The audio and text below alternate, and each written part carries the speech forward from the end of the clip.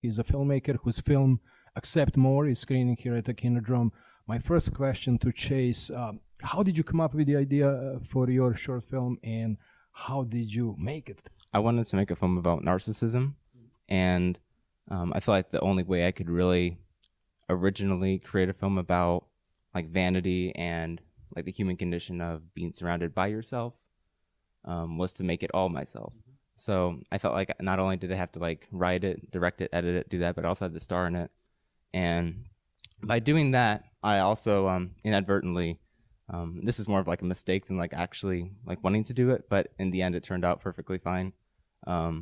It sort of like demystified the role of the director, because I feel like I really had to put myself out there and like show in a visual way like how, not like how I act, because I obviously don't act like that, but just to show that I'm not afraid to, like, I'm not just going to be behind the camera. I want people to know that I am very active in the filmmaking process. It's a very interesting film. I had a chance, obviously, to see every film 3 or 4 times, and what kind of caught me with this one is very unique look.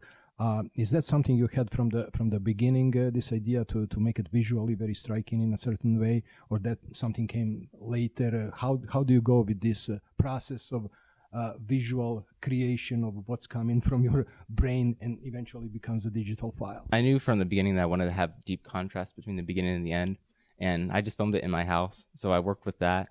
My loft was white, and there was some brown, lots of gray, and then like my downstairs was red, and I really wanted to create that sort of like heaven and hell dichotomy. I created a film the year before I made this one called Practice that was visually similar, and I feel like that's becoming sort of my style with a lot of high exposure. So you have a film degree, I assume, from... No. I'm a senior in high school. Oh my God. You are fantastic. I'm impressed now.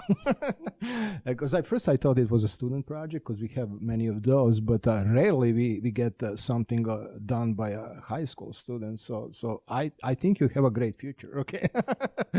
So are you going to continue making films? Is that where you see yourself in 5 or 10 years? Or maybe you're going to do something that actually makes money? I've been working with a nonprofit in my hometown, Marysville, and I've been getting paid a little bit for that, but it's mostly just for experience. I'm learning how to really like get shots on the fly and make like promotional videos supporting the city and stuff. So I thought about maybe going into that, maybe doing like I guess like commercial work. But I want to keep doing these kinds of projects as well, because maybe I'll be able to do something later where I will get paid for it. Definitely you should maintain your visual style, because it's very unique. You know how to express yourself using that very, very unique and cool palette. So thank you for coming to KinoDrome, and we would like to see some more of your work maybe next year or in a couple of years, and we'll be back. Thank you.